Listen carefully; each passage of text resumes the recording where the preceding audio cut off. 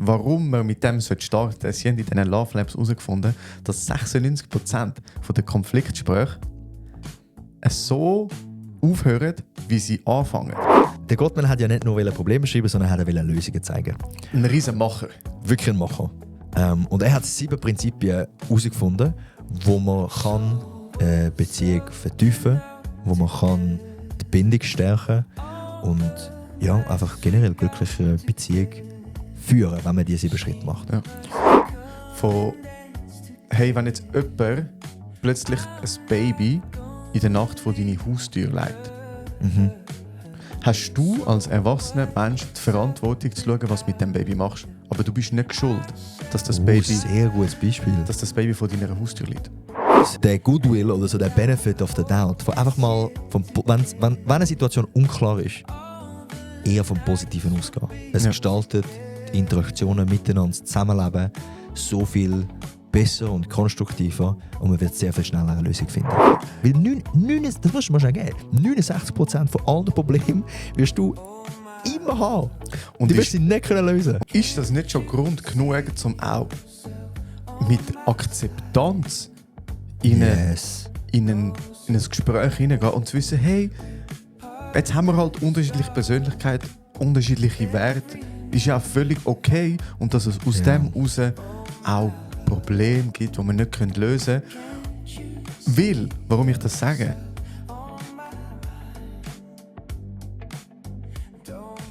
Hoi miteinander und herzlich willkommen zu Kopfchaos. Wir sind 2 Psychologen aus Zürich. Neben mir hockt der Tim, ich bin der Ivo und wir begrüßen euch ganz herzlich zu der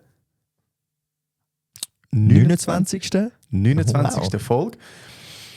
Und wir freuen uns auf das heutige Thema, weil wir haben uns thematisch ein bisschen inspirieren lassen von welchem Tag?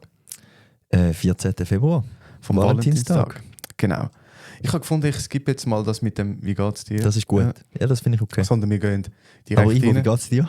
Mir geht's gut, danke. Okay, gut, dann können wir weitermachen. Weil das könnte ein bisschen eine längere Folge werden. Wir schauen mal, aber dass wir das ein bisschen kompakt können halten, damit wir nicht ganz so lange Intro. Und aufgrund vom Valentinstag haben wir gefunden, hey, wir schauen uns doch mal an, was sind so gelingende Elemente von Beziehungen und was sind vielleicht auch Elemente, die in der Beziehung schaden. Und ich glaube, wir fokussieren uns heute so ein bisschen auf Liebesbeziehungen, also Paarbeziehungen. Aha, ja, danke dafür. Aber, was ja nicht heisst, dass man die Sachen nicht auch kann für andere Beziehungen mitnehmen kann. Ob jetzt mit Freunden, Arbeitskollegen, Familienmitgliedern.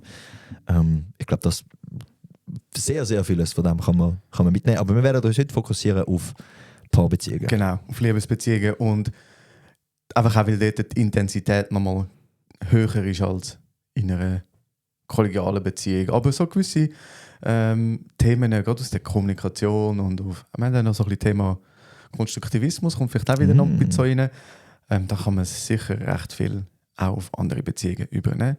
Und wir haben unsere Vorbereitung eigentlich recht stark auf eine Person, auf eine Person fokussiert. Vielleicht sind es auch 2. Es sind eigentlich 2. Es ist ja ein Paar. Jawohl. Wie heisst sie? Also er ist der John Gottman. Ich glaube, sie heisst irgendwie Schwarz-Gottman. Stimmt das? Warte, ich habe es gerade offen. Sie heisst, also es ist der Dr. John Gottman und Dr. Julie Schwarz-Gottman. Ah, okay. Yes. Genau. Das ist ja ein Paar, aber irgendwie wird er immer genannt. Ja, sie heisst ja auch Gottman. Ja. Sie hat wie seinen Namen auch übernommen und darum ist es, wir schauen das heute vor allem, die Gottman-Methode an. Und die Gottman-Methode hat den Ursprung 1986 mit den sogenannten Love Labs, also den Liebeslaboratorien an der Uni in Washington, wo sie probiert haben herauszufinden, was für Beziehungen sind stabil und was für Beziehungen führen zu einer Trennung. Und das ist relativ interessant, weil sie haben dann mit so Labortestungen, wo sie ein 15-minütiges Konfliktgespräch beobachtet haben. Und du hast mir dann erzählt... Nicht nur? Ja, nicht nur, aber hauptsächlich Konfliktgespräch. Ja, Nein? Aber sie haben auch Pärchen ein ganzes Wochenende beobachtet. Okay. Also bei ganz alltäglichen Interaktionen in diesen Love Labs. Okay. Also wie sie zusammen essen, wie sie zusammen sonst etwas machen. Nicht beim Sex, also und da Missverständnisse rauskommen. Aber so beim Essen, beim Lesen, einfach so, wie sind sie Ist das miteinander? explizit gestanden? Ja, ich habe das so gelesen. Nein, ich meine ohne Sex. Ja, ich glaube, das weiß ich nicht. Hey, alles wird Forschung. Ja, aber auf jeden Fall haben sie haben dann können mit 90%iger Wahrscheinlichkeit vorhersagen, ob die Beziehung bestehen bleibt oder ob sie sich trennen werden. Wir haben das noch ein bisschen kritisch hinterfragt, weil die meisten Beziehungen enden ja in einer Trennung. Ich glaube, bei Ehen haben wir eine Scheidungsrate von etwa 50%. Aber alle anderen Beziehungen haben ja viele höhere. Ich meine, sehr, sehr wenige Leute sind in einer Beziehung und bleiben für den Rest des Lebens in dieser Beziehung. Darum, die 90% kann man vielleicht ein bisschen kritisch anschauen. Nichtsdestotrotz sehr beeindruckend, wie genau dass sie dort dann können vorhersagen können, ob eine Beziehung bestehen bleibt oder halt nicht. Mhm. Ja, und eben, was auch spannend ist, dass sie haben halt die Leute auch extrem lang können begleiten. Also ich glaube, gewisse Pärchen haben es bis zu 20 Jahre begleitet und haben immer wieder können neue Daten sammeln. Ich glaube, über 3000 Pärchen gesamthaft haben sie Das ist crazy. untersucht. Und eben über Jahrzehnte haben sie das gemacht. Und aufgrund von auch dem Ansatz haben sie ja eigentlich wie versucht, eine neutrale Beobachtungsposition einzunehmen und haben nicht nur von subjektiven Berichten, also wenn ein Pärchen auseinandergegangen ist, warum sie auseinander sind, oder erzählt jemand, sondern sie haben auch während einer Messungen oder Beobachtungen haben sie die körperliche Ebene mit einbezogen. Also sie haben den Puls haben sie gemessen und die Hautleitfähigkeit, wo auch Hinweise gibt auf Stress. Yes. Und das ist dann wie nochmal ganz eine neue Ebene, um so Sachen zu untersuchen. Und die kommt einem wieder drin vor. Also die körperliche Anspannung oder Erregungszustand, der kommt immer wieder drin vor. Voll. Ich glaube, sie haben die Leute sehr lange begleitet. In diesen Love Labs wird aber oft von so Konfliktgesprächen geredet, wo sie geschaut haben, hey, eben, wie verhalten die Personen sich in einem Konflikt.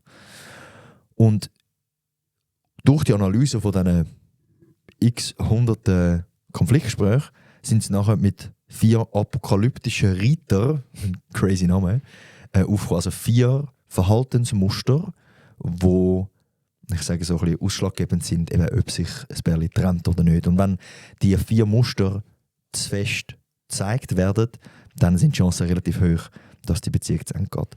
Ja, destruktive Verhaltensmuster. Yes. Und jetzt aber ist mir ganz wichtig, dass wir das schnell zusammen angehen. Weil ich glaube, es ist jetzt sehr einfach, wenn wir jetzt das Ganze beschreiben und man das hört, dass man dann denkt, oh mein Gott, das haben wir ja, oh mein Gott, das haben wir ja.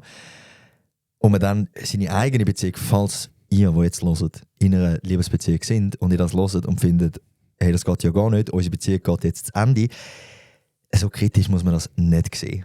In der Vorbereitung habe ich das selber auch bei mir entdeckt. Ich bin sehr happy mit meiner Beziehung, mit meiner Liebesbeziehung.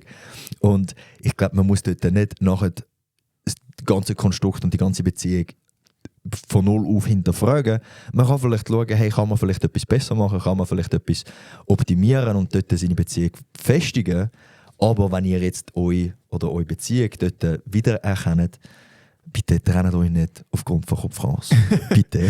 Genau, und das ist auch, also wir werden auf die 4 apokalyptischen Reiter eingehen, aber wir werden auch auf so die 7 Säulen auch vom Gottman-Institut eingehen, was sehr hilfreich ist für eine gelingende und eine sehr schöne, funktionale Beziehung, was es braucht. Auf das werden wir auch eingehen. Und dort vielleicht auch als, was du jetzt gesagt hast, wo wir im Studium klinische Psychologie hatten und so die unterschiedlichen psychischen Störungen durchgegangen sind, hat uns der Dozent gesagt, hey, Guys, wir werden jetzt hier durch die unterschiedlichen Symptome durchgehen und ihr werdet sicher sein, hey, ja, das habe ich auch, das habe ich auch, das habe ich auch. Nehmt es easy. Die Wahrscheinlichkeit ist hoch, dass ihr keine psychische Störung habt, aber man kann sich halt... Hast du keine Schizophrenie? Ich glaube nicht. Ich habe seit dieser Woche. Nein, aber eben, dass man sich dann plötzlich so zu fest in dem hineinsieht. Aber es kann einfach hilfreich sein, um das mal vielleicht auch so ein bisschen anschauen und sagen, hey, ja, da könnten wir uns auch verbessern. Und das ist ja, Beziehung ist ja per se ein ständiger Prozess, wo man miteinander wächst. Und das kann eine hilfreiche Möglichkeit sein, um auf das eingehen. Yes. Und wir würden jetzt die 4 apokalyptischen Ritter mal anschauen und dann eben anschliessend sehr praktische Hinweise geben, was man dann machen kann, um auch eine Beziehung aufzuwerten, um eine Beziehung zu vertiefen und optimale Voraussetzungen zu schaffen, dass sie auch bestehen bleibt. Genau. Yes. Vielleicht so als Einleitung zu diesen 4 apokalyptischen Rittern. Oftmals treten sie so nacheinander auf, oder? Und es ist nicht entweder oder, sondern oftmals ist dann so eine Reihe von, dass die dann nacheinander aufgrund vom ersten kommt der zweite, dann der dritte und der vierte. Also wie so eine Sequenz, wo die auftauchen und sich ins Beziehungsleben hineinschleichen. Und der erste Ritter ist Kritik. Und Kritik meint der Angriff auf die Identität, auf die Person. Ganz wichtig. Das heisst, wenn ich eine Kritik gebe und sage, du als Mensch machst nie den Haushalt, du bist faul. Das heisst, ich tue dort schon Verallgemeinerungen, Generalisierungen, immer. Und es ist nicht eine Situation, sondern du als Person. Oder? Und das meint dort ganz die Differenzierung oder, von Kritik ist auf Person in der Ding. Und nicht, man kann dann sagen, es ist eine Beschwerde, oder? Wo man sagt, hey, ich habe das Gefühl, ich mache mehr im Haushalt, können wir mal darüber reden, wie wir den Haushalt miteinander aufteilen, sondern es ist ein Angriff auf die Person. Oder was vielleicht noch, eben, du hast jetzt die Generalisierung angesprochen, also du bist immer oder du bist nie. Es gibt gar keinen, also du hast in dem Fall nie das richtig gemacht. Und eine bessere Variante wäre eben zum einen mit Ich-Botschaften arbeiten. Also du hast jetzt das gerade gut gesagt, ich finde oder ich nehme wahr. Also mit Ich-Botschaften. Und das Zweite ist nachher auch auf etwas Konkretes abzuspielen. Also dass du vielleicht auch sagst, hey, ich habe das Gefühl, ich mache aktuell mehr im Haushalt. Oder ich habe das Gefühl, in den letzten 2 Wochen habe ich sehr viel mehr gemacht, als ich das sonst mache. Liegt das vielleicht daran, dass da unsere Aufteilung nicht mehr ganz stimmig ist. Mhm. Und dann ist es, wie du gesagt hast, nicht ein Angriff auf die Person, sondern die Kritik ist nachher spezifisch auf die Situation und nicht ein Angriff auf die Person. Ja, genau. Und eben dort ist so der Unterschied davon, man kann ja etwas sagen und das ist ja wichtig, dass man etwas sagt. Und das Ziel ist, dass es konstruktiv ist, weil sobald die Person angegriffen wird, fangen eben die Mechanismen an. Darum ist es der erste apokalyptische Ritter. Wenn die Person angegriffen wird, kann es sein, dass die anderen Ritter dann folgen. Und dort dann ist Kommunikationstechniken vom Allerfeinsten oder mit Ich-Botschaften meine eigenen Bedürfnisse und Gefühle reinbringen. Also was fehlt mir oder was ist das Bedürfnis bei mir, auf spezifische Situationen eingehen.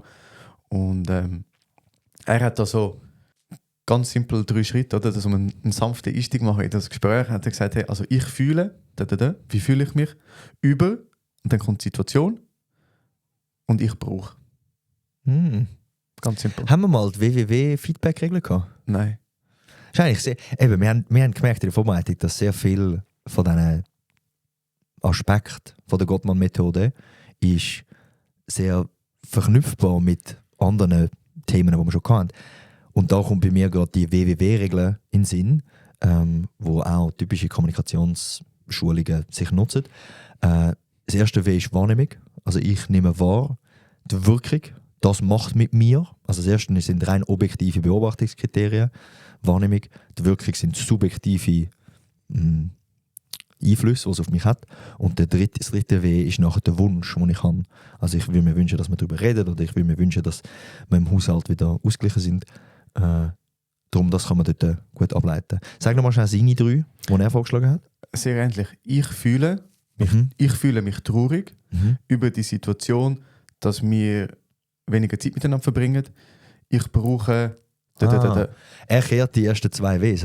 Er tut zuerst Wirkung, also ich fühle, subjektiv empfinden, und nachher die Situation beschreiben, wo es eigentlich Wahrnehmung ist, und geht dann nachher in den Wunsch. Ja. Okay. Und was auch sehr spannend ist, vielleicht, warum man mit dem starten sollte. Sie haben in diesen Love Labs herausgefunden, dass 96% der Konfliktgespräche so aufhören, wie sie anfangen. Das heisst, wenn sie schon super hitzig und streiterisch anfangen, also von den ersten Dingen an, ist die Wahrscheinlichkeit sehr, sehr hoch, wirklich? dass sie auch so aufhören. Das heisst, ich kann das ja auch für mich nutzen und wohlwollend in das Gespräch reingehen und meine Bedürfnisse äußern. Und die Wahrscheinlichkeit ist sehr hoch, dass man auch so aus dem... Das ist krass. Vor allem, wenn man dann bedenkt, es gibt ja in der Psychologie auch den Recency- und den Primacy-Effekt. Also Primacy ist so der erste Eindruck und Recency ist der letzte Eindruck. Und dass die zwei viel, viel stärker in Erinnerung bleiben als alles, was dazwischen ist. Und wenn man das jetzt bedenkt auf ein Konfliktgespräch und 96% von den Gesprächen so aufhören, wie sie auch anfangen, dann ist es umso wichtiger, dass man versucht, konstruktiv so ein Gespräch zu starten. Unbedingt, ja. Das heisst, wenn man irgendwie frustriert ist oder die Emotionen sich spürt und will irgendwie eine Kritik anbringen oder das Feedback-Gespräch suchen, dass man vielleicht zuerst anfängt, sich selber zu regulieren, bevor man das Gespräch überhaupt sucht. Das ist crazy. Ja. Sollen wir zum nächsten kommen? Yes. Verachtung ist der zweite apokalyptische Ritter und sie beschreiben den oft auch als der schlimmste apokalyptische Ritter für Zuneigung oder für Beziehung generell. Ja. Er redet oft von Zuneigung, von dem, hey, wir fühlen uns verbunden und ich schätze dich als Mensch, also die Zuneigung. Und Verachtung geht sehr, sehr stark auf Zuneigung ein, respektive genau das Gegenteil, also macht die Zuneigung kaputt. Ja. Und Verachtung ist so, wenn wir in einem Gespräch sind und da wäre nachher in dem Ablauf, den du vorher beschrieben hast, wäre nachher meine Reaktion, du gibst mir jetzt Kritik und meine Reaktion wäre dann vielleicht Augen verdrehen oder ich tue dich vielleicht sogar nachahmen, so ein bisschen auf eine humoristische Art, aber so sehr herablassend. Ja, es ist ja so... Hast du etwas zu sagen? Nein, mach nochmal. So, das Sarkasmus, Zynismus, so ein bisschen Nachäffen, feindseliger Humor. Oder du sagst etwas so, ja, schon gut, Einstein, wir haben es schon verstanden. Ja. Oder? Und das ist noch, ich meine, das ist schon noch heavy, weil ich glaube, das ist für viele Leute die erste Reaktion, wenn sie Kritik bekommen. Ist, dass sie versuchen, das irgendwie abzuspielen, sie versuchen, das nicht ernst zu nehmen, weil sie sich nicht auf den Konflikt möchten einlassen, weil Konflikt fühlt sich nie gut an. Und Humor ist dort dann oft eine Variante, wie Leute probieren, das irgendwie klein zu behalten, dass es nicht grösser wird, was dann aber dazu führt, dass es zwangsläufig ein grösseres Thema wird, als es vielleicht eigentlich ursprünglich gedacht ist. Ja. Und hey, gell, wir reden da immer von wiederholenden Mustern. Yes. Also wenn man jetzt einmal einen blöden Witz macht und so, ich bin auch jemand, der manchmal in den falschen Situationen einen blöden Witz macht, heisst nicht gerade, dass es der apokalyptische Reiter jetzt da ist, aber es geht wirklich um wiederholende Muster. Und was dort auch sehr spannend ist, eben so der Gesichtsausdruck, der kommt eben die nächste Verknüpfung mit unserem Podcast, Paul Ekman, so der seitliche Mundwinkel auf, so ein bisschen, ich fühle mich als etwas Besseres als du und nimm deine Aussage auch gar nicht ernst. Was bei dem zweiten apokalyptischen Ritter mir mega eingefahren ist, das ist für mich fest, also Verachtung, ist für mich fest ein Haltungsthema. Also das ist nicht hey, wie benutze ich jetzt Ich-Botschaften oder tue ich jetzt irgendwie nicht generalisieren, sondern es ist fest eine Haltung. Wenn jemand mit einem Problem, wenn jemand zu mir kommt mit etwas, was die Person stört und ich habe die Haltung von «Was weißt du schon?», dann werden die Muster, die da beschrieben sind, vom Gottman, werden automatisch aufkommen. Eben Augen verdrehen, es ist mir nicht wichtig, was du sagst, hör auf. Du findest es so wichtig, also. Und wenn ich aber die Haltung habe von «Hey, du hast ein Problem und dein Problem ist mir wichtig», okay, lass uns darüber reden. Ich habe nicht gewusst, dass dich das so stört, lass uns Lösungen finden. Und das ist für mich feste Haltungsfrage. Und sie beschreiben dort dann auch als Verbesserung, dass man so respektvoll und dankbar ist, dass man auch bewusst nach positiven Qualitäten in der Partnerin oder im Partner sucht und die zu schätzen weiss. Dass man nicht einfach immer das gerade schlecht redet und in diesem negativen Setting oder in diesem negativen Mindset drin ist, sondern wirklich einfach das auch schätzen, was die andere Person sagt. Ja, so eine schöne Kultur von der Wertschätzung. Ja, voll. Oder das. Und dort gibt es nachher dann auch ganz konkrete Punkte in diesen 7 Prinzipien, die wir dann nachher werden anschauen, so was man machen kann, um die Wertschätzung hoch zu behalten. Ja, voll. Ja, und auch da, es hat extrem stark mit der eigenen Selbstregulation zu tun. Ja. Oder weil, ja, es wird mir etwas gesagt Und vielleicht ist die erste Reaktion schon auch schnell eine Abwehrreaktion, aber das auch sich bewusst können machen und sagen, okay, nein, das ist mir eigentlich wichtig, dass wir miteinander auch weiterkommen und miteinander können reden, oder? Ja. Und, es gibt doch dort, haben wir das in den letzten paar Folgen mal gehabt? Ich habe vergessen, wie es richtig heißt, aber so der Raum zwischen Input und Output, zwischen Stimulus und Reaktion. Also wir werden mit etwas konfrontiert, eben mit, sagen wir, Kritik.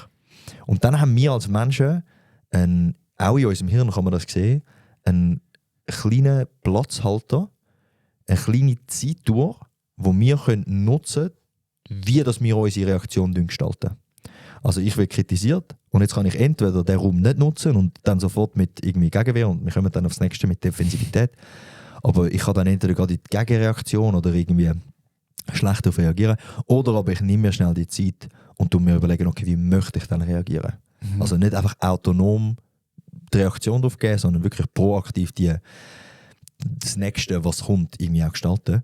Und ich glaube, was dort sehr wichtig ist, wenn man kritisiert wird und man merkt, wie das aufkommt, dass man sich auch schnell einen Moment Zeit nimmt und sich überlegt, wieso hat jetzt die andere Person das gesagt? Was stört sie dann genau? Ist es vielleicht auch legitim? Weil oftmals vergessen wir, dass die meisten Kritiken haben irgendwo eine Legitimität, irgendwo eine Begründung, die gerechtfertigt ist. Und wenn man sich dort schnell die Zeit nimmt und sich wirklich auch schnell damit auseinandersetzt, von hey, okay, was hat jetzt die andere Person gemeint damit? Und kann ich das vielleicht auch verstehen irgendwo durch? Und nicht gerade in eine defensive Haltung hineingeht oder Reaktion. Ja. Und da kommt dann die defensive Haltung, du sprichst den dritten Reiter an, nämlich so die Rechtfertigung. Yes. Defensiveness, so seine eigene Verantwortung in dem Ganzen blockieren. Das heisst, wenn ich kritisiert werde, dass eigentlich wie so automatisch kommt gerade eine Gegenreaktion. Und er beschreibt eigentlich so 2 Hauptformen als Rechtfertigung, wo sie beobachtet haben. Und das eine ist so der Gegenangriff. So, aber ich bin der das und das macht. Hast du bei dir schon mal geschaut, was immer passiert, oder? Und das andere ist so das unschuldige Opfer. In die Opferhaltung hineingehen. Ich bin das, aber hast du mal geschaut, wie viel ich die letzte Woche gearbeitet habe? Ich mache das für unseren Haushalt und dass wir Kinder miteinander durchbringen und jetzt werde ich auch noch beschuldigt. Oder? Also dass ich automatisch in die Opferhaltung kann.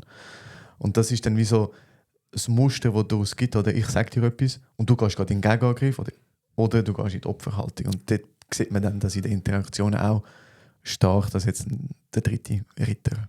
Voll. Und ich glaube, Rechtfertigung erscheint im ersten Moment sehr logisch.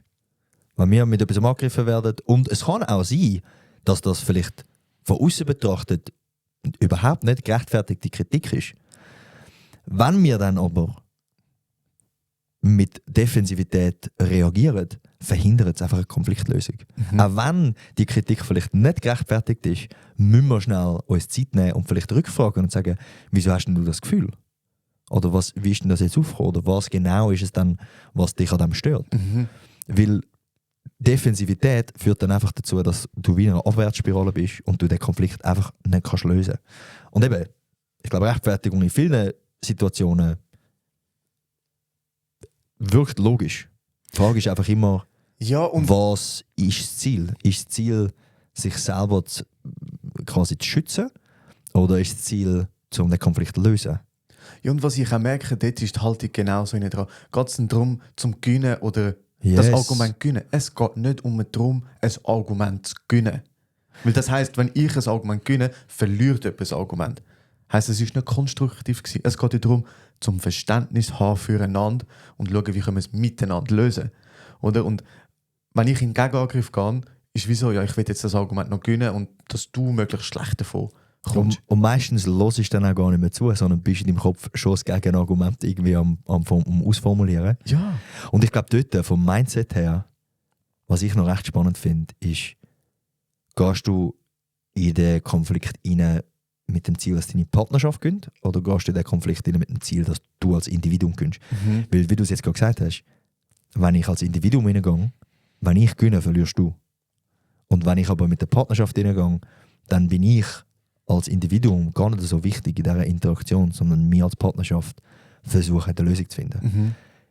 Ich möchte da nochmal sagen, es gibt natürlich Beziehungen, die toxisch sind, wo sehr viel Vorwürfe gemacht werden, die vielleicht auch nicht gerechtfertigt sind und wo man dann vielleicht auch muss schauen, hey, will ich partnerschaftlich denken oder will ich jetzt für mich denken? Die Frage ist dann, ob Defensivität die richtige Lösung ist oder einfach eine Auflösung. Oder einfach Angriff ist die beste Verteidigung. Nein, Spaß. Nein, blöder Spruch. Oh Gott. Aber das sind dann auch Da wären wir wieder beim Humor, zum Sachen über. Extremvarianten oder, von Beziehungen. Oder? Also wenn Voll. man merkt, Ja, ja. hey, ich leide wirklich darunter. Und ich gebe mir das Beste und leide wirklich darunter. Das sind dann schon so Situationen, wo man dann muss vielleicht sehr spezifisch und individuell anschauen, Voll. was ist das jetzt für eine Beziehung. Und ich glaube, was sie dort dann auch generell bei dieser Defensivität vorschlägt, ist, dass man Verantwortung übernimmt. Und dass man den Teil von Verantwortung übernimmt, wo man sich selber sieht. Und für das bedingt es halt auch, dass man sich vorher, wenn man Kritik bekommt, auch schnell überlegt, hey, okay, wo bin ich verantwortlich? Für welchen Teil bin ich verantwortlich? Und dass man dann konstruktiv in einen Austausch geht und schaut, hey, ich sehe dort meine Verantwortung, ich sehe dort meine Schuld und ich versuche das besser zu machen. Lass uns bitte noch über das reden, weil vielleicht stimmen die nicht bei allem zu. Ich finde, dann ist vielleicht auch Verantwortung noch andersweitig, aber ich nehme die Verantwortung auf mich. Ja. Und da sind wir wieder bei dem Thema, weil du hast gerade beide Wörter gesagt, Verantwortung und Schuld ist nicht das Gleiche. Yes, Das- wow, sehr, sehr wichtig. Und das haben wir in der ersten Folge Circle of Influence einmal durchgenommen. Aber ich möchte es wieder sagen, dass man manchmal das Gefühl hat, wenn ich verantwortlich bin, trage ich auch die Schuld. Aber das sind zwei unterschiedliche Konzepte. Das sind unterschiedliche Inhalte. Wenn ich schuld bin, habe ich den Fehler gemacht, oder? Aber ich kann auch für etwas Verantwortung übernehmen, wo ich den Fehler nicht gemacht habe. Und das habe ich aus dem Buch, du weißt welches, The Subtle Art of Not Giving a Fuck. Und dort ist das Beispiel von, hey, wenn jetzt jemand plötzlich ein Baby in der Nacht vor deine Haustür legt, Mhm. hast du als erwachsener Mensch die Verantwortung zu schauen, was du mit dem Baby machst. Aber du bist nicht schuld, dass das Baby Sehr gutes Beispiel. vor deiner Haustür liegt. Sehr gutes Beispiel. Ja. Und das hilft mir mega, weil oftmals hängt das mega oft zusammen, so ja, Verantwortung und Schuld. Aber das ist, Das sind zwei verschiedene Sachen. ja. Yes. Kann manchmal das Gleiche sein, aber ist nicht immer. Voll. Ich glaube auch, dass Verantwortung und Schuld sich dort stark unterscheiden, wenn es um die Haltung geht. Bei einer Schuldzuweisung kannst du wie nichts mehr machen. Ich habe Schuld, okay, ist gut, ja, ich habe Schuld. Ist gut, alles mein Fehler, ist okay. Bei einer Verantwortung kommst du in ein proaktives Mindset rein, von okay, das ist jetzt meine Verantwortung und jetzt, was mache ich damit? Was löse ich jetzt damit? Oder? Und wenn du aufs Baby zurückgehst, ist, wenn du, sagen wir jetzt, die Schuld für das wirst du auf dich nehmen, dass das Kind jetzt vor deiner Haustür ist, ja gut, was mache ich denn jetzt? Ist ja alles mein Fehler und blablabla. Wenn du aber die Verantwortung übernimmst, ist es, okay, und jetzt, was mache ich als nächstes? Melde mich bei der Polizei, dann ziehe ich selber groß und sage gar niemandem etwas. Das wäre ganz wild. Das wäre wild, aber ja.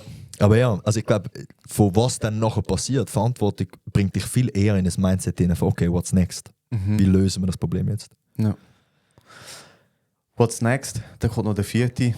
Ich die Überleitungen. Hei. Der vierte apokalyptische Rite wird als Mauern bezeichnet. Auf Englisch so das Stonewalling. Und dort finde ich extrem spannend. Es wirkt nach außen so ein bisschen nach Gleichgültigkeit, Arroganz oder so ein bisschen auch, ich bestrafe dich jetzt. Aber es ist eigentlich ein extremer Zustand von körperlicher Übererregung, dass ich wie zumache und gar nicht mehr fähig bin, mit jemandem oder mit meiner Beziehungspartnerin in Beziehung zu kommen. Oder? Sondern weil, und das haben sie eben herausgefunden, dass aufgrund von der körperlichen Messdaten, dass in solchen Situationen der Puls auf über 100 Schläge pro Minute geht. Oder? Also dort ist eine extrem starke körperliche Reaktion auch, dass man wie so zumacht und gar nicht mehr klar kann denken, wortwörtlich. Also wirklich nicht mehr klar kann denken. Und das Schlimme ist, dass, weil es meistens von außen betrachtet eigentlich eine sehr ruhige Reaktion ist. Also eben, also mit Mauern ist gemeint so wie eine Verweigerung von der Kommunikation. Das kann sein, ich sage nichts mehr, das kann sein, ich laufe davon. Also das heisst, ich gehe der Kommunikation aus dem Weg. Und was spannend ist, der Puls ist zwar so hoch, aber das, was man sieht von außen, ist eigentlich eine sehr apathische, also ruhige Körperreaktion. Und wir haben ja mal mit dem Kyle in der Sportpsychologie darüber geredet, dass wenn du so einen höheren Puls hast, dass dein Körper muss den Puls irgendwie auch können matchen und du musst dich können bewegen, um den Puls überhaupt wieder abzubringen. Um überhaupt wieder irgendwie können in ein Mindset hineinkommen, wo ich kann jetzt in Ruhe denken. Und wenn du aber so einen höheren Puls hast und einfach dort sitzt und gar nicht mehr sagst, Augenkontakt verweigerst, du wirst es gar nicht mehr los. Also dort wird es dann sehr, sehr schwierig, wenn du wenn jemand in der Partnerschaft in dieser verweigernden oder in dieser mauernden Phase ist, dort wieder rauszukommen. Ja, und dort ist ganz wichtig, aus dem rauszukommen, ist natürlich ein Bewusstsein, weil wie du sagst, es kann von außen ganz anders wahrgenommen werden, wie es im Inneren eigentlich aussieht. Und sie beschreiben so eine körperliche Beruhigung zuerst mal. Also man muss den Körper zuerst mal können beruhigen und um das Cortisol abbauen, also die Stresshormone, braucht es mindestens 20 Minuten Ruhephase. Yes. Also sie empfehlen dann wie eine Pause zu machen vor dem Konflikt. Aber ganz wichtig, dass man die Pause ankündigen. Also dass man sagt, hey, es wird mir jetzt gerade zu viel, ich brauche schnell 20 Minuten. Dass man dann 20 Minuten Pause macht und dann aber das Gespräch auch wirklich wieder sucht. Und nicht einfach sagt, ja gut, jetzt ist es vorbei und wir müssen jetzt nicht mehr darüber reden, sondern das Gespräch wieder suchen tut. Und der Grund, wieso dass man es ankündigen, ist, weil eben die unterschiedlichen Wahrnehmungen, von wie es dann mit der anderen Person ist, wenn du jetzt unseren Konflikt verweigerst, ist für mich, dass meistens bin ich ja dann der vielleicht lauter ist und vielleicht irgendwie noch mehr auf dich eingeht und sagt, jetzt gib mir mal eine Antwort. Und ich laufe einfach weg. Und du läufst davon. Das gibt mir das Gefühl von, hey, unsere Beziehung ist dir nicht wichtig, du nimmst das nicht ernst und ich check aber nicht, dass bei dir gerade so viel abgeht innerlich, dass du die Kommunikation gar nicht kannst führen, so wie du solltest vielleicht, um das Ganze aufzulösen. Und das ist, ich meine, ja, also das heisst, wenn man die Pause braucht, dass man das auch sagt und dass man es auch ankündigt. Das ist enorm wichtig. Und du hast gesagt, das Verständnis, das ich sehr wichtig finde, dass wenn ich die Person bin, die nicht quasi dort mauern oder die dort verweigern, dann bin ich wahrscheinlich meistens die lauter wird und die noch mehr will, dass ich dann auch das Verständnis habe von, hey, ja, doch, das ist jetzt auch ein biologischer Prozess, wo du musst das Cortisol abbauen, weil du sonst gar nicht richtig kannst denken. Ja, also du kannst eben wirklich nicht richtig denken. Das ist dann, du bist ja in dem Fight-or-Flight-Freeze-Modus, wo unser präfrontale Kortex nicht sonderlich gut funktioniert. Und der ist genau für das können in eine normale Diskussion hineingehen und für Empathie und all das auch zuständig ist, gar nicht funktioniert. Oder? Also darum nutzt die Pausen auch, oder? Yes. Aber sucht das Gespräch an. Ich kenne viel, ich meine, ich habe jetzt auch schon von Leuten gehört, die dann eben die Pause machen und die dann irgendwie finden, ja, jetzt haben wir ja keinen Streit, jetzt will ich da nicht nochmal das Gespräch suchen, weil es könnte ja schwierig sein. Und ich finde das so schwierig. Mir persönlich in allen Beziehungen, ob Liebesbeziehung oder aber auch mit Freunden oder mit Familienmitgliedern, das muss geklärt sein. Ich habe das schon mal gesagt in einem Podcast, ich kann nicht mit so kalten Konflikten umgehen. Wenn etwas im Raum ist, dann muss das bearbeitet werden, es muss aufgelöst werden, weil sonst das hebt mich so fest und ich weiß, dass es mich dann auch nicht loslässt. Und darum, also führen die Gespräche auch. Ja. Aber konstruktiv. Und für mich persönliche Empfehlung, um sich körperlich zu beruhigen, ich bin ein riesen Fan von Atemübungen. Sehr hilfreich zum über den Atem körperliche Beruhigung und Entspannung hineinbringen. Und auf YouTube gibt es tausende von Videos, sehr gute Videos. Persönliche Empfehlung ist der YouTube-Kanal Breathe with Sandy. Sandy? Sandy, ich finde, er macht wunderschöne Videos, mega schöne Musik, gut angeleitet. Also wenn ihr Lust habt, um so ein bisschen Atemübungstechniken machen, ich brauche nur ihn und dann wirklich top. Wir tun ihn ohne verlinken, da könnt ihr dort mal reinschauen. Einfach, dass ich ihn auch noch installieren kann. Ich finde wirklich, er macht super Content. Les. Hey ja, das wären die 4 apokalyptischen Reiter. Also eben, wir haben zum einen Kritik mit dem fängt es meistens so ein bisschen an, wo man mit Du-Botschaften eigentlich sehr Person angreift, was nicht gut ist. Also dort Ich-Botschaften nutzen und nicht generalisieren. Wir haben den zweiten apokalyptischen Reiter, Verachtung. Und das sind so kleine Reaktionen, wie ein Augenverdrüllen, ein Nachäffen, ein sich darüber lustig machen. Also dort wirklich einer, wo die Beziehung am meisten eigentlich gefördert von diesen 4. Dann haben wir Defensivität. Also du hast dort dann auch Unterschiede in Gegenangriff oder Rechtfertigung. Opferrolle. Und dann der 4. apokalyptische Ritter, dann ist mir schon relativ weit, das Stonewalling, also das Verweigern von jeglicher Kommunikation. Das sind Sachen wie stumm sein, nicht Augenkontakt haben, davonlaufen, körperliches Abkapseln und ignorieren. Ich habe mich noch gefragt, von wo die 4 apokalyptischen Riten kommen, also der Begriff. Ja, das ist heavy, ja. Ich glaube, es kommt so aus einem religiösen Kontext und dort hat es eben so anscheinend so eine Offenbarung vom Johannes, es ist so eine biblische Figur und dort hat es so 4 Reiter gegeben und das ist Krieg, Hungersnot, Pest und der Tod. Heavy. Von dort, Aber siehst du jetzt Verknüpfungen mit diesen 4 oder einfach generell, weil es 4 apokalyptische Reiter schon gibt?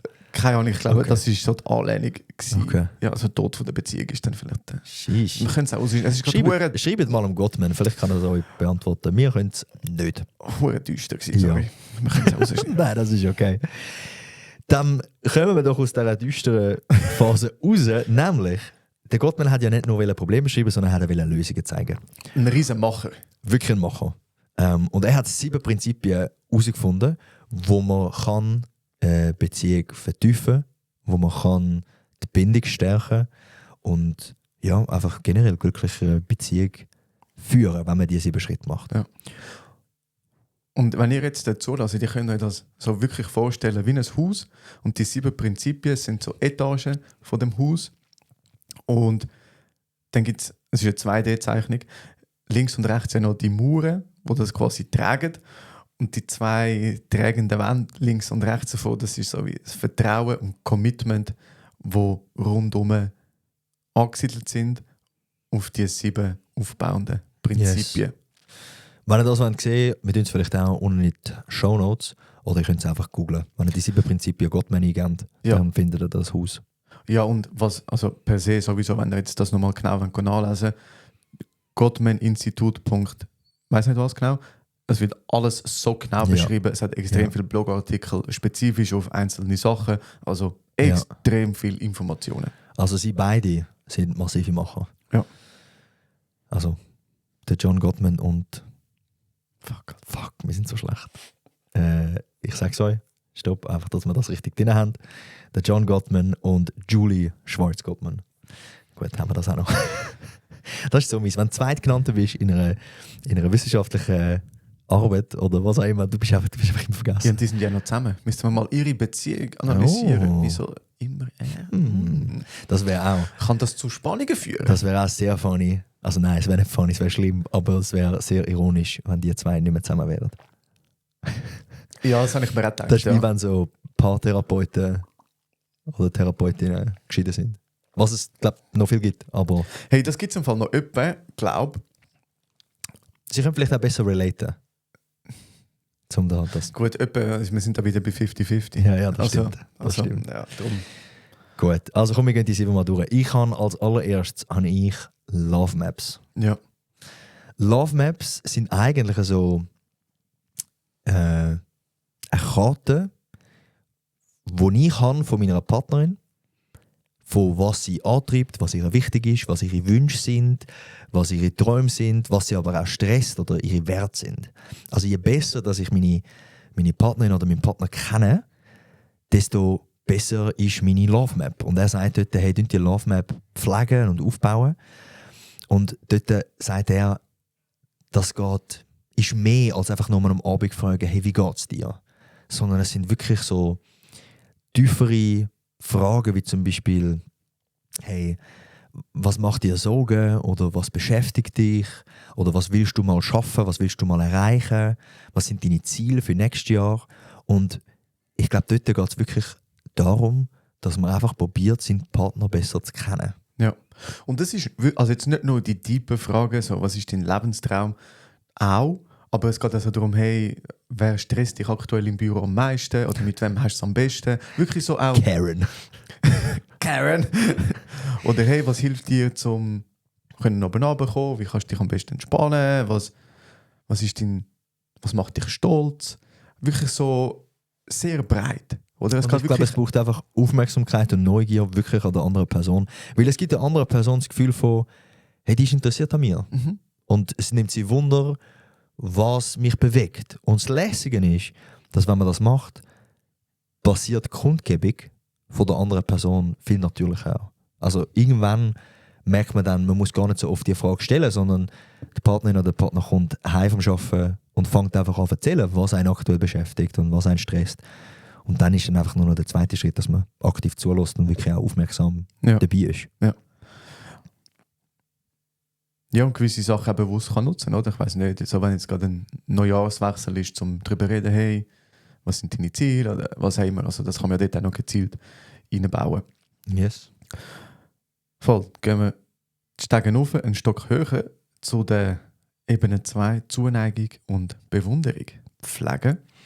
Und dort kommt das spannende Verhältnis, der Magic Ratio, wo er ja... Haben wir das schon mal gehabt? Ich glaube, wir haben das irgendwo mal gehabt. Haben wir es mal und das erwähnt. kommt von Ihnen beiden, das 5:1 Verhältnis, das Paar auf eine negative Interaktion miteinander 5 positive Interaktionen miteinander haben. Und das Beziehung auch kann stabilisieren. Und was ich noch spannend gefunden habe, dass die 5:1 Ratio, habe ich noch gelesen, das ist in Konfliktsituationen. Beschreibt er. Also das jetzt heisst, gerade ein wenn bisschen- wir jetzt einen Konflikt haben, dann sollten wir 5 positive Interaktionen haben in diesem Konflikt Ja, und das vertreibt dann quasi eine negative. ja. Also ich glaube, so in angespannten Situationen. Und er tut das, glaube ich, auch sehr situativ. Also, dass wenn wir auch miteinander diskutieren, oder? Also, wir zwei haben ja auch jetzt als Beispiel Podcast Idee, Vision, die wir anwenden und wir sind nicht immer gleicher Meinung, aber dass wir das auch konstruktiv machen können, dass wir miteinander können. Eben, du nickst, okay, habe ich verstanden, oder mal ein Lächeln, okay, danke für die Sichtweise. Also das sind ja schon positive Ja. Interaktionen, oder? Ja. Dass man einander ausreden lässt, all die Sachen. Ja. Und im Alltag die Ratio bei 20:1. What? Ja. Okay, das habe ich nicht gesehen. Aber eben, wenn du die kleinen Sachen mit dir nimmst, ich meine, nur schon dieses What ist für mich gerade so eine Bestätigung, so, okay. Ja, ja. Oder? Und das ist auch schon Das ist jetzt positiv. schon ja, okay. Also ich meine, dort sind nachher dann auch so Sachen drin wie irgendwie liebevolle Gesten, also irgendwie vom Arbeiten heimkommen, umarmen, sich vielleicht einen Kuss am Morgen geben, dass man vielleicht auch mal sagt, hey, die Nacht heute war mega fein gewesen, danke vielmals fürs Kochen. Oder dass man irgendwie sagt, so, hey, ich finde, du gehst so gut mit diesen Situationen im Büro um. Oder einfach so die Kleinigkeiten, die über die Zeit wirklich auch sich kumulieren und dann Ja. das Fundament stärken. Voll. Und eben, es müssen nicht immer die riesen Sachen sein, sondern ein ehrliches Dankeschön, ein ehrliches Voll. Kompliment. So, das ist schon sehr, sehr hilfreich. Yes. Hey, ja, die nächste Ebene, die dritte Ebene, heisst, sich einander zuzuwenden. Und er beschreibt dort so die Interaktionen oder Interaktionsmöglichkeiten, wie so Bits, also so Angebote, wo man sich gegenseitig macht. Oder das heisst, zum Beispiel, die eine Person hockt auf dem Sofa am Handy und die andere Person kommt und sagt, ich muss dir etwas mega Spannendes erzählen.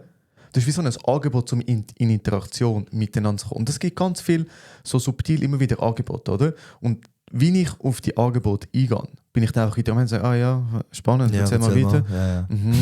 Oder sage, was denn? Und lege das Handy weg oder ignoriere ich es einfach. Und das ist immer so subtil, oder? Es kann auch sein, dass man vielleicht beim Nacht hockt und dann mache ich und das Was wie ist schon- los, Ivo? Genau. Dann kannst du auf mich eingehen oder dir ist einfach scheißegal. Ja. Oder sagst, wieso motzt du die ganze Zeit, oder? Und dort, das gibt wie so die Angebote wo man mal beobachten kann. Oder? Die sind ganz subtil, die entstehen immer wieder. Und dort gibt es wie so 3 Reaktionsmöglichkeiten. Zum einen Zuwendung. Das ist the way to go, dass man aufeinander eingeht, Interesse zeigt, auf Blickkontakt hat oder okay, erzähl mal, spannend. Dann gibt es die Abwendung, wo eigentlich einfach so ein bisschen, ja, okay, ist gut, macht weiter, ignoriert. Und das andere ist ja so eine feindselige Reaktion, weil fast so ist, hey, siehst nicht, dass ich beschäftigt bin, ja. Da kannst du nicht im Fall die ganze Zeit unterbrechen, versuche mich zu konzentrieren. Ja. So, oder?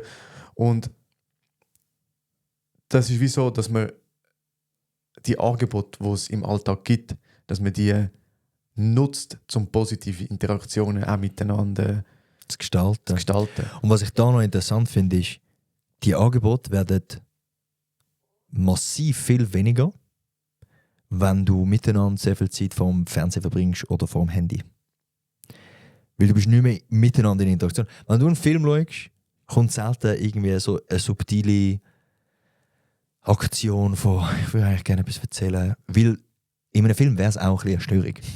Also ist es so. Oder wenn du beim Znacht irgendwie am Handy bist, du nimmst viel weniger von diesen subtilen Reaktionen wahr. Und darum, ich glaube, dort kommt unbedingt auch so Quality Time rein, von hey, sich wirklich Zeit nehmen, dass man die Angebote, die Interaktionen kann erleben und gestalten. Mhm. Ja. Yes.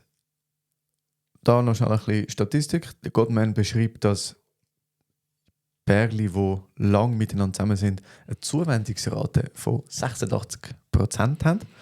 Und Pärchen, die sich getrennt haben, eine Zuwendungsrate von 33%. Wie finde ich jetzt raus, wie viel der Perzentil ich bin? Keine Ahnung. Okay. Keine Ahnung, da habe ich einfach da noch. Und er beschreibt so eine praktische, so eine Achtsamkeit-Übung eigentlich, dass man im Alltag, wenn man miteinander unterwegs ist, dass man wie so versucht mal so zu beobachten, wo sind die Angebote. Oder, und die können ganz subtil sein. Irgendeine körperliche Aktion, ein Seufzer, ein Lächeln oder wirklich auch sehr, hey, darf ich dir etwas erzählen? So, aber auch die kann man ablehnen oder... Ja, und die musst du auch wahrnehmen. Ja, genau. Voll. Dann gehen wir noch einen Stock weiter, nämlich auf Ebene 4 zu der positiven Perspektive. Und dort will ich einfach ganz schnell Folge Konstruktivismus Yes. reinbauen. Und wenn ihr jetzt nicht gelost habt und sagt, hey, die Ebene interessiert euch jetzt wirklich extrem, hört den Konstruktivismus. Die kann sehr hilfreich sein für diese Ebene. Voll. Weil da geht es eigentlich darum, dass man, ich sage, die Aktionen vom Partner oder der Partnerin positiv bewerten. Dass man dort quasi so ein bisschen den Benefit of the doubt gibt. Also so ein bisschen, hey, auch wenn es vielleicht jetzt fragwürdig ist, ob das positiv oder negativ ist, ich gebe dir mal die positive Bewertung, bevor ich überhaupt weiss, was es ist. Und ganz einfach kann das sein, wenn der Partner vergisst anzurufen. Da gibt es eine positive Bewertung, wo kann sein, hey, ich glaube, mein Partner hat einen stressigen Tag gehabt. Ich weiss aber, dass er oder sie mich liebt. Und die negative wäre, er oder sie denkt nicht an mich, das bedeutet, dass ich nicht wichtig bin. Und weil wir dort von Konstruktivismus hatten, ich weiss ja nicht, was die andere Person denkt oder was der Grund dafür ist. Und da geht es auch ein bisschen um eine Attribuierung, haben wir vielleicht auch schon gehabt, also die positive Attribuierung oder die negative Attribuierung. Wieso macht eine Person etwas? Und ich finde das so wichtig und ich sehe das auch bei meinen Beziehungen, ob jetzt Liebesbeziehung oder aber auch mit Freunden, ist, es fällt so viel einfacher, in eine Interaktion zu gehen, wenn ich einfach mal vom Positiven ausgehe. Und wir haben vorher da eine Interaktion gehabt, wo du gesagt hast, dass wir etwas vielleicht nicht machen können, was wir eigentlich gerne würden machen. Und ich bin davon ausgegangen, so, okay, der Ivo wird einen Grund haben, wahrscheinlich ist es ein guter Grund, lass uns darüber reden. Und wir haben es innerhalb von 5 Minuten haben wir gemerkt, es war ein Missverständnis gewesen, gut, wir haben es klären.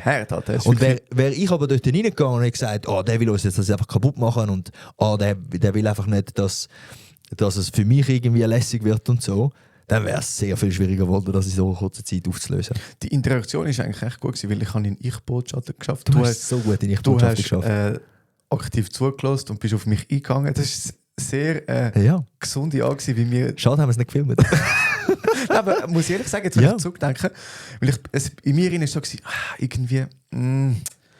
Ich habe dann auch mal nachgefragt und gesagt, ja, aber verstehe ich, sehe ich absolut. wir finden eine Lösung, erklär mir bitte nochmal schnell, Ja. wieso dass es für dich ein Problem ist. Ja. Und dann haben wir herausgefunden, aha, wir reden aneinander vorbei, Voll. wir haben ein anderes Bild davon und dann haben wir es können klären. Ja.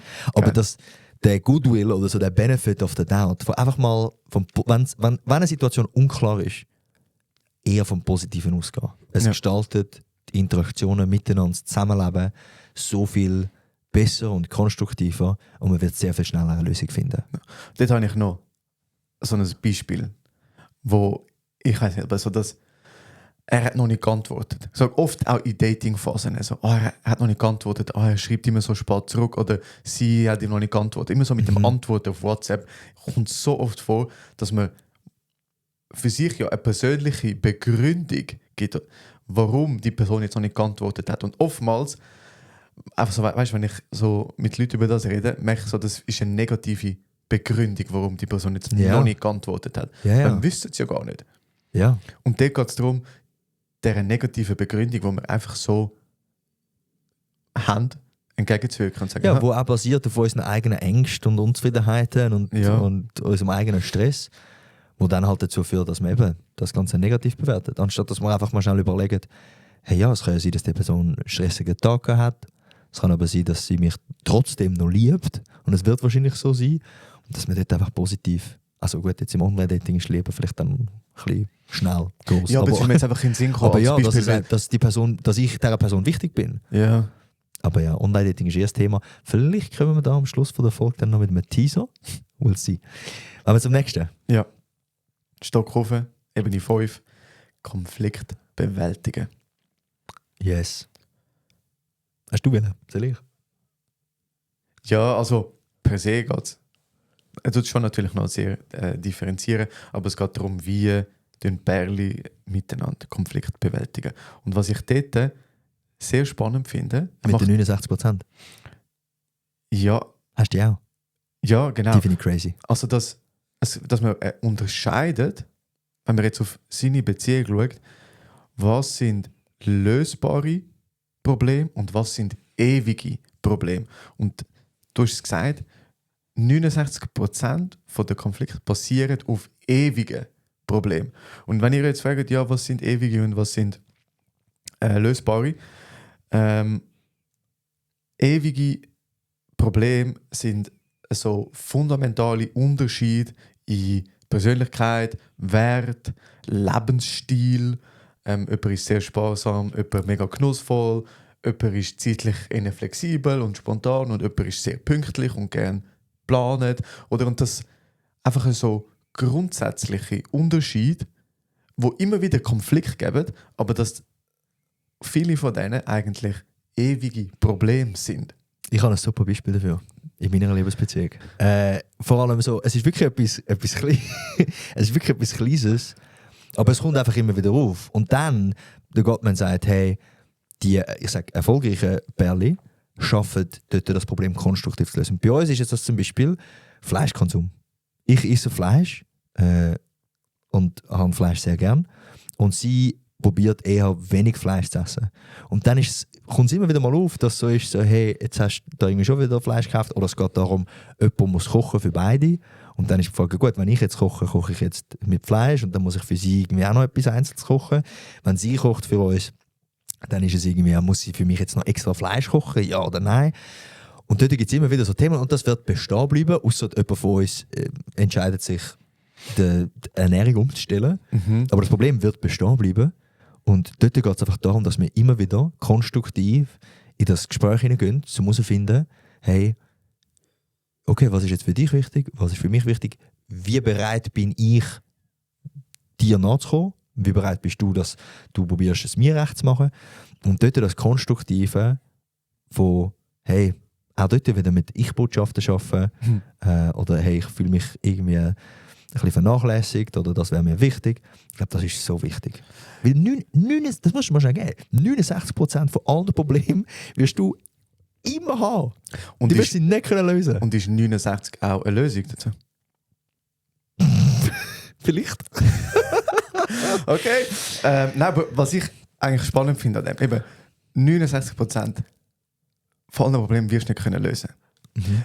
Ist das nicht schon Grund genug, um auch mit Akzeptanz in ein Gespräch hineingehen und zu wissen, hey, jetzt haben wir halt unterschiedliche Persönlichkeiten, unterschiedliche Werte, ist ja auch völlig okay und dass es aus dem heraus auch Probleme gibt, die wir nicht lösen können.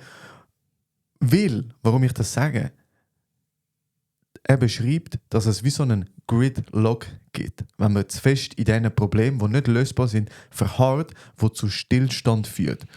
Stillstand kann sein, dass man resigniert, gar nicht miteinander redet, ständig in dieser Anspannung sind. Und wenn man ja weiss, also sagen wir jetzt fast 70%, nicht ganz, doch über 2/3 von allen Problemen sind nicht lösbar. Chillig. Ist doch super. Also vor allem. Also weißt du, wenn du das weißt, und er sagt voll ja nicht, okay. Er hat die Personen ja quasi erforscht und können sagen, okay, die trennen sich und die nicht. Und er sagt nicht, dass die sich nicht trennen, die 69% nicht haben, sondern die haben die auch. Er sagt einfach, die sich nicht trennen, finden eine konstruktive Art, um miteinander dort den Konflikt zu bearbeiten oder mit dem zu leben. Und ich finde das crazy. Und du hast recht, es nimmt einem dann dort ein bisschen Druck, dass man das Gefühl hat, man muss alle Probleme lösen. Nein, du kannst einfach einen konstruktiven Umgang damit erlernen. Ja. Und das langt. Ja. Das Minimalziel. Ja. Hey, was brauchst du für diese, was brauche ich? Fertig. Ja. Wir müssen gar nicht einer Meinung sein. Ja. Darum eigentlich bringt es hohe Entspannung rein. Voll. Das war die 5. Ebene. Jetzt gehen wir noch eins auf die 6. Ebene. Lebensträume verwirklichen. Yes. Ich glaube, also einfach zusammengefasst geht es dort darum, dass erfolgreiche Paare sich gegenseitig unterstützen in den persönlichen Träumen und Zielen. Das heisst, man weiss man, was das für Ziele sind. Und da wären wir wieder beim ersten Schritt, also die Love Map. Du musst jetzt erstmal wissen, was sind überhaupt deine Ziele. Und anschliessend tut man eigentlich die Partnerin oder den Partner dabei unterstützen, die Ziele auch zu erreichen. Und er sagt, erfolgreiche Partner und Partnerinnen sind nicht nur Romanzen- und Sexualpartner, sondern eben sie sind auch Unterstützer von der Verwirklichung von so Zielen und Träumen und einfach also, ja, von so Lebensziel. Ja. Schlussendlich ist man ein Team und man versucht irgendwie einander zu unterstützen in dem, was man probiert zu erreichen. Ja. Und dort können konkrete Fragen sein, so, hey, was für Träume, Ziele und Ambitionen hast du gerade? Wie kann ich dich dabei unterstützen? Dann auch so ein bisschen die praktische Unterstützung von, hey, ich tue dich mit Zeit oder Ressourcen oder emotionale Ermutigung, schon nur das. Also manchmal haben wir Träume und wir brauchen einfach jemanden in unserem Leben, der sagt, hey, aber mach das doch, wäre doch lässig. Und das ist so wichtig, dass die andere Person sich dort dann auch unterstützt fühlt. Hey, darf ich schon etwas sagen? Da? Es ist ein bisschen out of context, aber wir sind ja bei Kopfhaus, darum ich bringe das schnell rein. Ich habe letztens so ein Instagram-Video gesehen von so einer, die sich selbstständig gemacht hat, glaube vor ein paar Jahren. Und dann hat sie so gesagt, wenn ich jetzt nochmal neu anfangen mit meiner Selbstständigkeit und das halt auch über Instagram promoten und mir etwas aufbauen, dann würde ich alle Familienmitglieder und Freunde auf Instagram blockieren, dass sie nicht sehen, was ich mache, weil, und sie hat das so gesagt, weil die am kritischsten sind, wie läuft es mit deiner kleinen Selbstständigkeit, hast du schon ein paar Views gewonnen. Also sind wir wieder beim apokalyptischen Ritter Verachtung. Ja, so ein bisschen Witz machen. Mit der kleinen Selbstständigkeit. Ja, voll. Ja. Oder? Und sie hat das so gesagt und ich habe das so gehört. Ich bin so, what the fuck? Ja. Also ich bin froh, habe ich mir die Gedanken nicht gemacht, wo wir zwei anfangen zu posten mit, hey, es war auch out of comfort zone, wir haben einfach Videos aufgeladen und geschaut, hey, was kommt. Und ich bin froh, dass ich aus meinem Umfeld positiven Zuspruch bekommen. Wo sie das so gesagt hat, bin ich so, holy fuck. Ja, ja. Sorry, okay, nur schnell. Nein, aber ich finde das sehr wichtig. Ich glaube, klar habe ich auch mal den einen oder anderen Spruch bekommen, aber dann ist es sehr, ich sage, liebevoll gewesen und so ein bisschen direkt gefolgt von irgendwie einem Lob oder irgendwie so, hey, cool, machen wir das und so. Aber stell dir vor, wie ich meine, du tust dich recht exponieren, jetzt gerade so mit einem Podcast. Und du wirst, ich meine, wir haben auch schon Nachrichten bekommen oder Kommentare auf einem Video, die dann vielleicht kritischer sind von Leuten. Aber jetzt stell dir vor, du bekommst schon die gleichen Kommentare von den Leuten, die dir eigentlich am nächsten sind. Von Leuten, die du gerne hast, ja. Ja, und das kann ja in jedem Lebenstraum sein. Es kann sein, dass irgendjemand sagt, hey, ich will, kann ich Meeresbiologin werden in Australien. Jetzt stell dir vor, jemand macht dir den Daumen einfach immer wieder zur Sau. Das ist schon krass, ja. Und ich meine, wie schwierig ist es dann, irgendwie das Ziel zu erreichen? Und angenommen, du machst es dann nicht und du bleibst schon mit dieser Person zusammen und du bist jetzt 15, 20 Jahre später. Wie fest nimmst du es deinem Partner oder deiner Partnerin übel? Weil du jetzt deinen Traum nicht erfüllt hast. Und klar, man muss nicht unterscheiden zwischen, manchmal bist man motiviert für etwas sehr kurzfristig und ist so, das wäre mega cool. Und der Partner oder die Partnerin ist dann vielleicht so, ja hey, aber es ist jetzt schon ein bisschen out of the box und so ein bisschen, Aber wenn du dann genug lang dran bleibst, irgendwann muss dann die Unterstützung kommen. Ja, und ich finde jetzt die Frage, wo du so gesagt hast, ja, wenn ich 15, 20 Jahre zusammenbleibe und kann ich es dann nachher übel nehmen, finde ich so, du hast null Anrecht, um jemandem etwas übel nehmen, weil das sind deine Entscheidungen gewesen. Sorry. Verantwortung. Ja, absolut. Wenn ich so wär's optimal, Ja. dass du dir die Schuld nicht zuschiebst. In der Realität, sind wir ehrlich, gibt es viele Leute, wir nehmen das größte Thema, ein Kind bekommen. Stell dir vor, ein aus der Partnerschaft hat das Lebensziel, Mutter oder Vater zu werden. Und das Gegenüber sagt, hey, nein, oder komm, wir warten noch ein bisschen. Und irgendwann bist du in einem Alter, wo es vielleicht schwieriger wird zum Kind bekommen und dann klappt es nicht.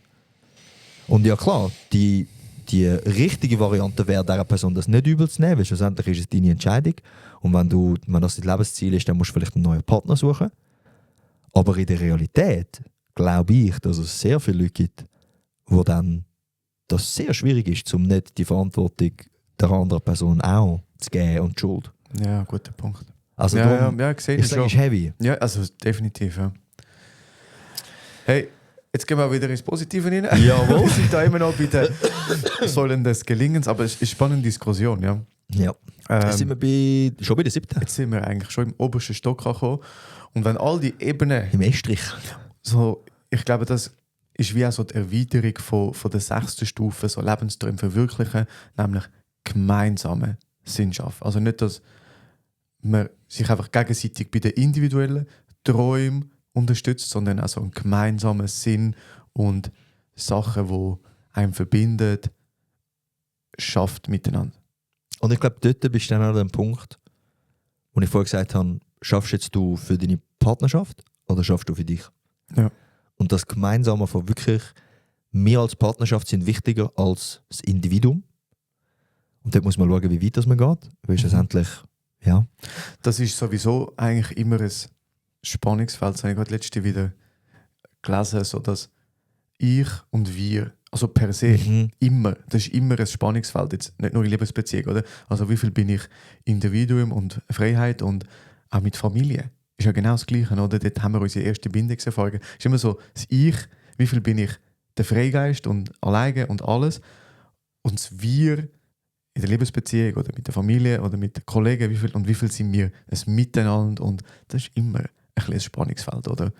Und ich glaube, und für dort ist es dann auch für sich selber oder für miteinander herauszufinden, was passt. Ja. Voll. Genau, aber dass man dort auch im 7. Stock oben so gemeinsame Sachen hat, die man in der Zukunft miteinander machen und so ein bisschen Treue miteinander hat und all das. Genau. Voll. Hey. Wenn man noch schnell, ich habe noch ein paar ganz konkrete Prinzipien, die man daheim kann umsetzen kann. Ja. Vielleicht gehen wir die schnell durch. Vielleicht einfach, dass man noch etwas Konkretes gibt, wo die Leute können sagen so, hey, es ist jetzt bald Valentinstag.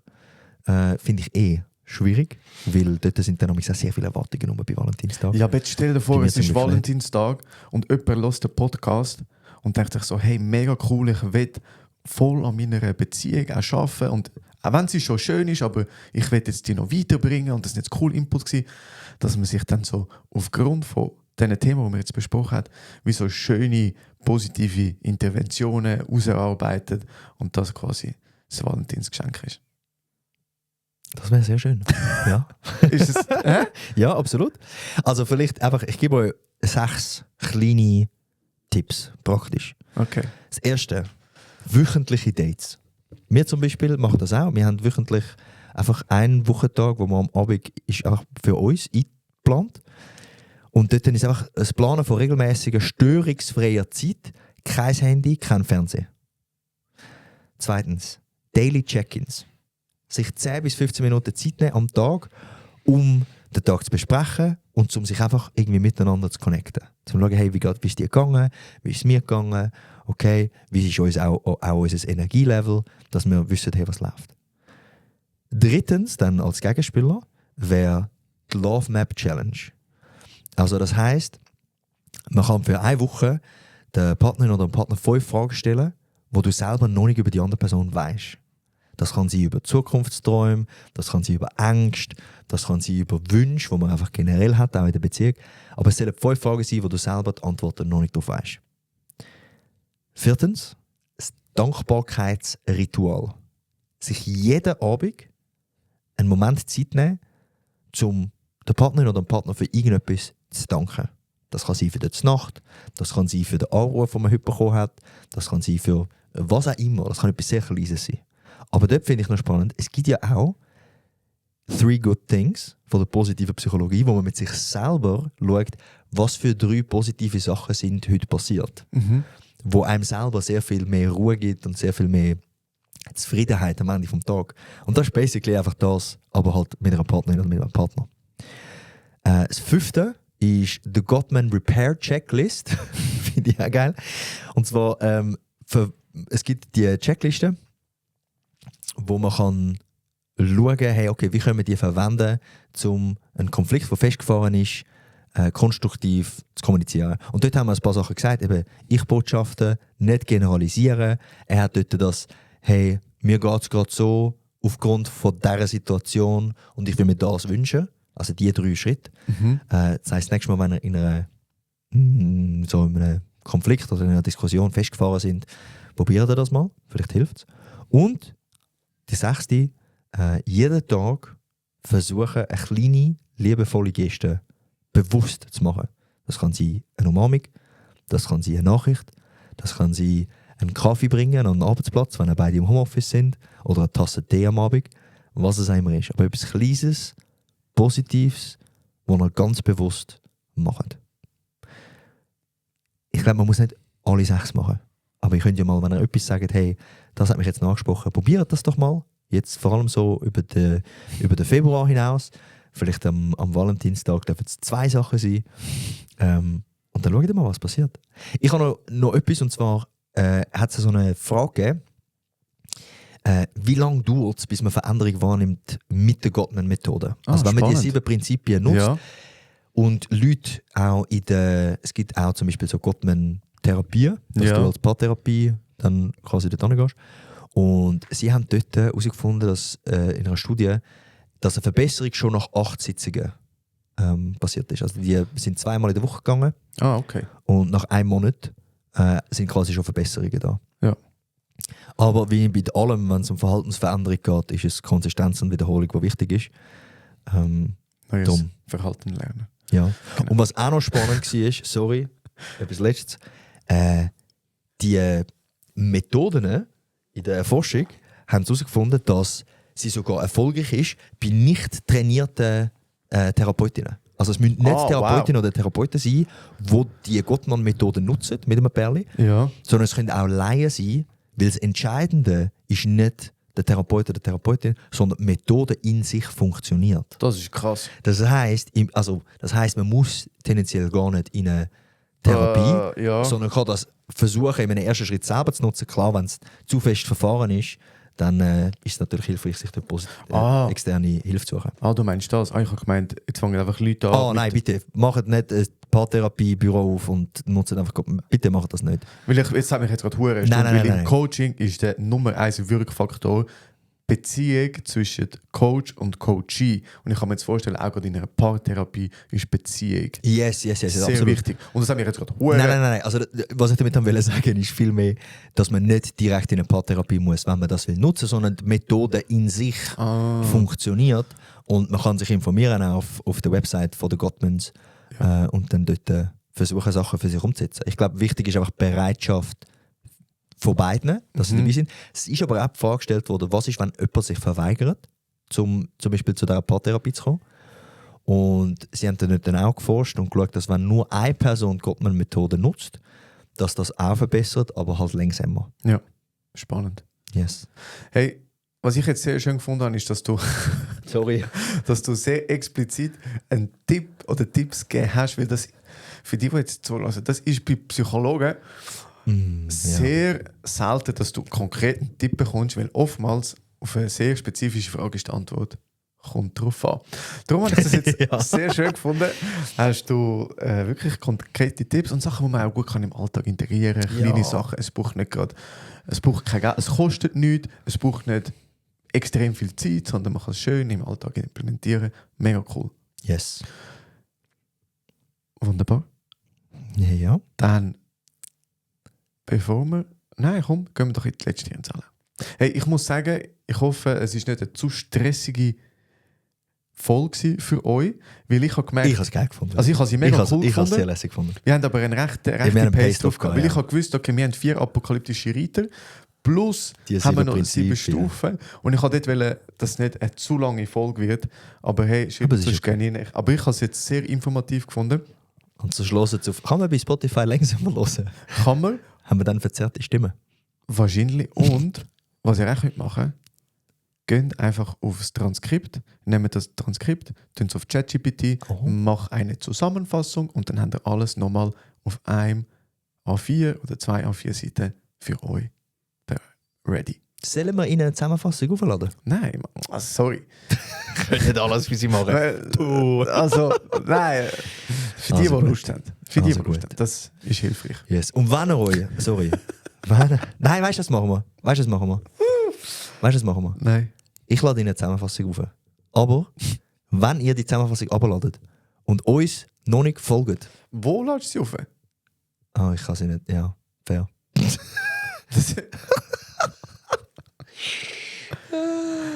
Okay. Ja. Anyway. Folgt uns trotzdem. Hey, nein. Ich habe noch eine letzte Hirnzelle für dich. Und zwar... Bist du bereit? Es steht 1-1, wenn ich richtig im Kopf habe.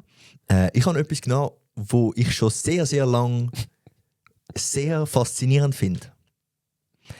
Und auch so ein bisschen bei dem Thema Beziehungen und so bleibt. Und zwar das Phänomen, dass wenn eine Person in einer Beziehung ist, sie oft attraktiver wirkt, als wenn sie Single ist. Und es gibt ein psychologisches Phänomen, das das beschreibt. Also wieso wirken Personen, die in einer Beziehung sind, attraktiver als Leute, die Single sind? Okay. Weil das ist oft so das Ding. So, also nicht, dass ich das weiss, weil ich bin seit knapp 8 Jahren in einer Beziehung, aber ich sehe immer wieder Kollegen, wo, wenn sie Single sind, ist so, ja, und dann kommen sie in eine Beziehung und dann plötzlich irgendwie kommen sie in Gespräch mit Frauen und es ist irgendwie sehr viel lockerer. Viele DMs. Ja. Ja, anyway, also, ist es A. erhöhtes Selbstbewusstsein, B. wegen sozialer Bestätigung, C. wegen besserer Kleidung oder D. wegen hormoneller Veränderungen? Bro, ich glaube D. Nein. Hä? Es ist B. Wegen sozialer Bestätigung. Was dort beschrieben wird, ist der Effekt vom Mate Choice Copying. Die soziale Bestätigung, die wir auch schon hatten bei den ganzen so sozialen Biases, die wir auch haben, wenn jemand anders die Person ja als Partner hat, dann muss ja etwas dran sein. Und dann muss die Person ja ein sehr guter Partner sein. Und darum ist dann für einen selber also, ja gut, das muss in dem Fall ein guter Partner sein, also finde ich die Person attraktiver. Yes. Okay. Mate Choice Copying. Was ist das dritte Wort? Copying, also kopieren. Okay. Mate Choice Cop. Okay. Ja, also so Partnerwahl, Kopie. Ja. Spannend. Yes. Aber es hat sicher auch etwas mit hormoneller Veränderung zu tun. Aber vielleicht auch mit der besseren Kleidung. Aber wenn ich jetzt herausfinde, dass es auch hormonelle Einflüsse hat, hole ich mir dann den Punkt. Dann bekommst du einen halben. Was bringt mir einen halben? Okay, bei Unentschieden. Gleich viel, also ein halber bringt da gleich viel wie ein Punkt. Wenn man sonst nie mehr halbe Punkte teilt. Das stimmt. Ja. Okay, ich kann mal anschauen. Alright. Wen grüßen wir? Ich weiss, wen wir grüßen. Tell me. Wir grüßen eure Partner und Partnerinnen. Also wenn ihr die Folge jetzt gehört habt, dann gehen Grüße raus und die haben einen Partner oder eine Partnerin, dann gehen Grüße an die Person raus. Geht heute zu dieser Person an und sagen dir, hey, ein lieber Gruß für Kopfchaos. Dann werden die sagen, was ist Kopfchaos? Und dann können sie sagen, die sind jetzt der Grund, wieso ich dir so dumme Fragen stelle. Yes. Oder schicken dir gerade die Folge, weil, wie der Tim auch gesagt hat, wenn beide mit der Methode arbeiten, funktioniert es besser. Ihr allein könnt es natürlich auch nutzen, es geht ein bisschen länger, aber wenn beide die Methode brauchen, funktioniert es noch besser. Das war gerade so ein gutes Verkaufsargument.